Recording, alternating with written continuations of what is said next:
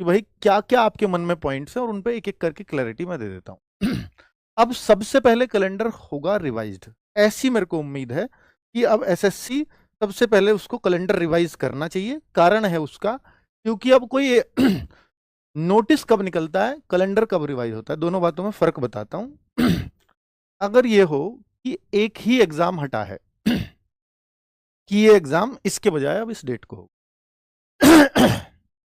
ये एग्जाम इस डेट के बजाय अब इस डेट को होगा, तो वहां आपका जो है कैलेंडर रिवाइज नहीं होता, एक एसएससी का नोटिस आ जाता है भैया ये एग्जाम उस डेट को होने वाला है। लेकिन अगर बहुत सारे एग्जाम्स हटाने पड़ रहे हों या अलग अलग डेट्स पे हो रहे हों, तो फिर एक नोटिस से काम नहीं चलता, फिर एक कैलेंडर रिवीजन होता है जो अब लग रहा है। क्योंकि अब अगर ये सीजीएल इन्होंने हटाया है तो जाहिर सी बात है सीएचएसएल पे भी इम्पैक्ट पड़ने वाला है, एमटीएस पे भी पड़ने वाला है, क्योंकि ये सब पैक्ड डेट थी।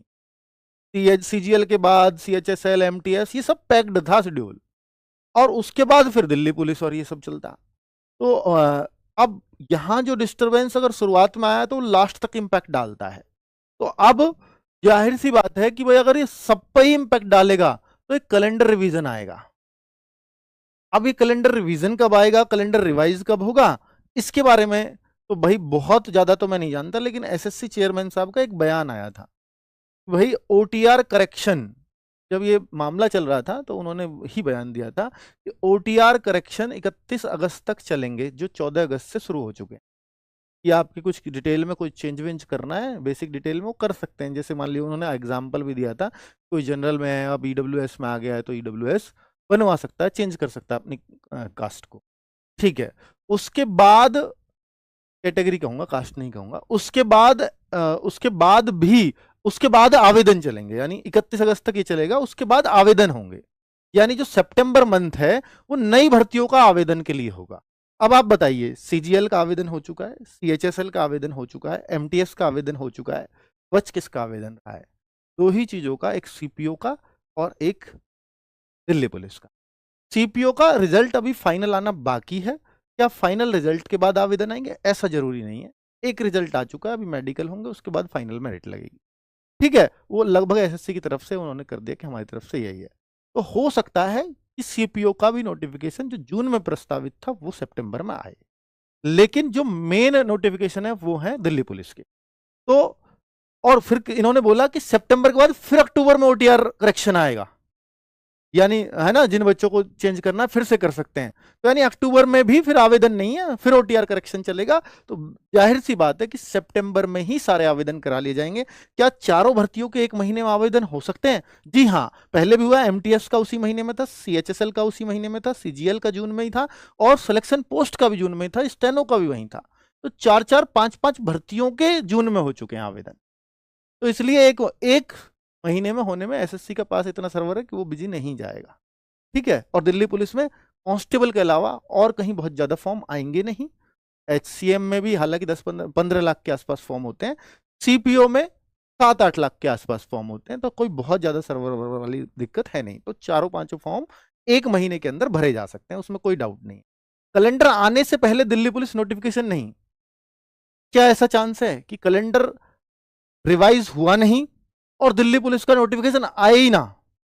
नहीं, ये चांस बहुत कम है कि भैया देखो, आना तो कैलेंडर चाहिए क्योंकि बहुत सारा बच्चा उन एग्जाम्स का वेट कर रहा है।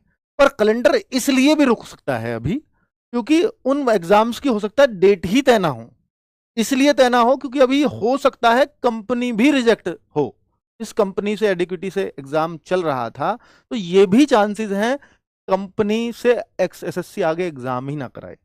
फिर अगर दूसरी कंपनी का टेंडर करना पड़ा या पूरा टेंडर प्रोसेस बदलना पड़ा तो फिर एक लंबा प्रोसेस है जो एग्जाम्स को बहुत डिले कर सकता है, ठीक है। तो फिर तो कैलेंडर बाद में ही आएगा, क्योंकि जब तक उनकी एग्जाम्स की, देखिए कोई एग्जाम अगर हटाया जा रहा है, पीछे हटाया, पीछे खिसकाया है, तो और जिस वजह से खिसकाया है, अगर उस वजह को पूरी तरह से बच्चों को सेटिस्फाई नहीं करेंगे, संतुष्टि नहीं देंगे, तो फिर तो एग्जाम हटाने का ही क्या फायदा रहा।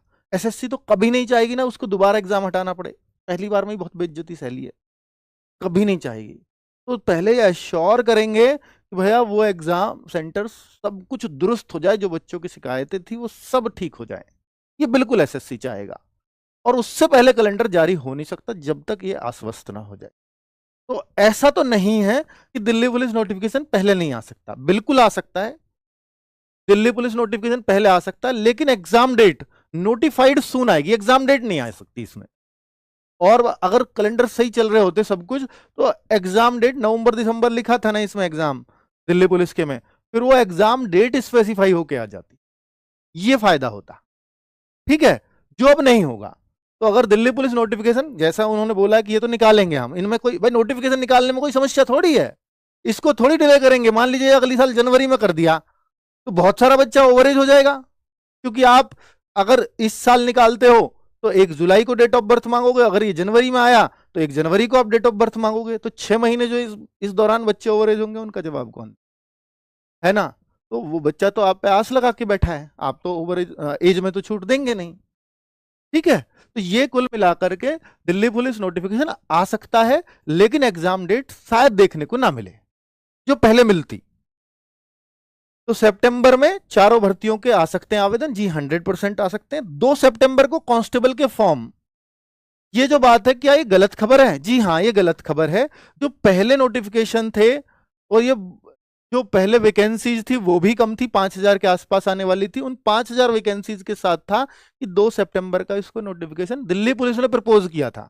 प्रपोज का मतलब ये होता है एसएससी अपने हिसाब से उसे माने भी, हो सकता है ना भी माने, वो अपनी कोई डेट दे दे, ऐसे उसमें हो सकता है। तो प्रपोज्ड की थी इन्होंने कि 2 सितंबर को इसका नोटिफिकेशन निकाल दो, उसको तब निकाल देना, उसको तब निकाल देना, उसको तब निकाल देना। मोस्ट प्रोबेबली उन डेट्स पे निकल जाता, पर चूंकि रिवाइज ही हो गई वैकेंसी, तो इसलिए अब वो चांसेस कम है, क्योंकि इन्होंने फिर उसको डिले किया है, खुद दिल्ली पुलिस की तरफ से वो डिले हुआ है। तो इस वजह से वो कह देंगे अब 2 सितंबर को पॉसिबल नहीं है, क्योंकि आपकी चीजें फाइनल नहीं हुई, आप लगातार उसको अपडेट कर रहे हो, तो हो सकता है ये डिले हो।